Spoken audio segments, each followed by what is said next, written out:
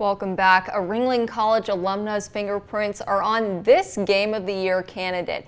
Hades released last year on Switch and PC and is coming to PlayStation and Xbox. This week in video games, Marco talks to Ringling professor Martin Murphy about the college's connection to Hades and also a mobile game you can play on your iPad with your kids.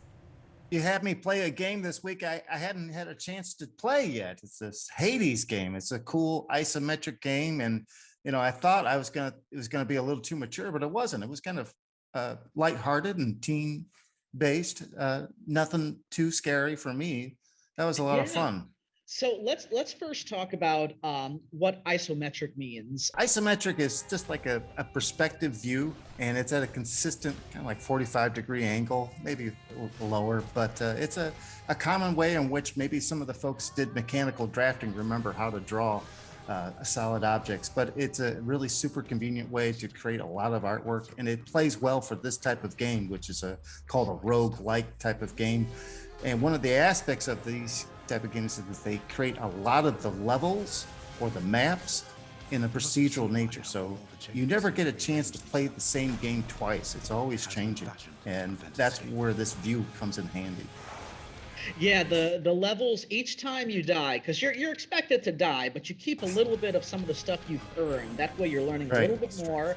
Kind of almost like it's almost like old school arcade that you start back from the beginning when you die, but you learn more about the story. You can establish relationships with some of the other gods and learn more about them and stuff that helps you upgrade, helps you battle. You keep trying to get out of hell, basically. And each time you die, you learn a little more, you get a little more. I think as far as roguelikes go, Dead Cells I love, and that game's very similar. And Returnal, which just launched with the PlayStation 5 this year, also a roguelike, only in a third-person view. Phenomenal game. I used to not be a fan, but I think when you do it right, these games can just be fantastic and just give you endless replayability because the levels are changing. I think they have a lot of fun with the character, the Prince of Hades. It's kind of like a teenager or maybe a young adult who's trying to leave the nest. And he gets the help from all those Olympians that give him boons, a little boost to help him attack and fight off all the critters that he meets in Hades. So it's super cool looking game. It looks beautiful. All the artwork style looks like it's from a comic book. I think they did a spectacular job on the artwork.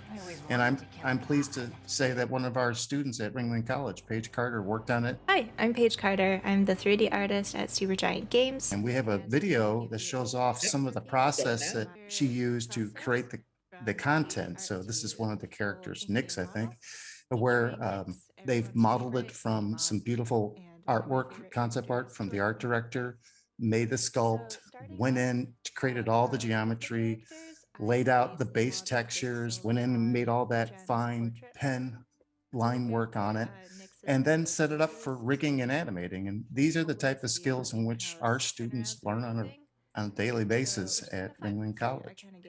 I just love that there's a Ringling connection here, and even a game of this size, which is smaller than a lot of big productions, still is so difficult to make because video games are probably the most difficult medium as far as creating entertainment and art that you could possibly do. So well done to Paige for being a part of this. Hades releasing for the PlayStation 4, PlayStation 5, Xbox One, and Xbox Series systems on Friday.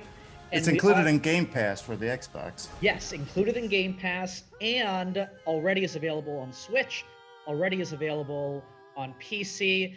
Let's talk very quickly. We're going to keep it on the isometric. Right. You found a game that might be very fun to play with the kids on iPad. Explain. Well, there's a lot of educational games out there. Some of them kind of have a sense like they're chocolate broccoli. But this one's a really good one. So if you're waiting in the car with kids, or you're all by yourself waiting in the car for the kids to get out of school, this is a great way to learn about programming, kind of demystify coding, and learn about how to create and just practice your logic skills. So it's a cute game, easy to play, and you can pick it up and drop it anytime you need to. Yeah, and real quick, when I hear like, oh, you learn about procedures and all that, sounds complicated, but this looks like a very, very simple game. Totally simple, age appropriate for all ages. And it's part of the Hour of Code. So if you're students at one of the local Sarasota schools and they're promoting a program called the Hour of Code, it's a great way for all kids to get involved and learn a little bit about programming, one of those 21st century skills that kids probably should know. That is so cool. And this game, is it a freebie or is it like maybe a couple bucks to Yeah, buy? that the Hour of Code the variant of it is free, but you could pay, I think, about $2.99 to get the full version if you want.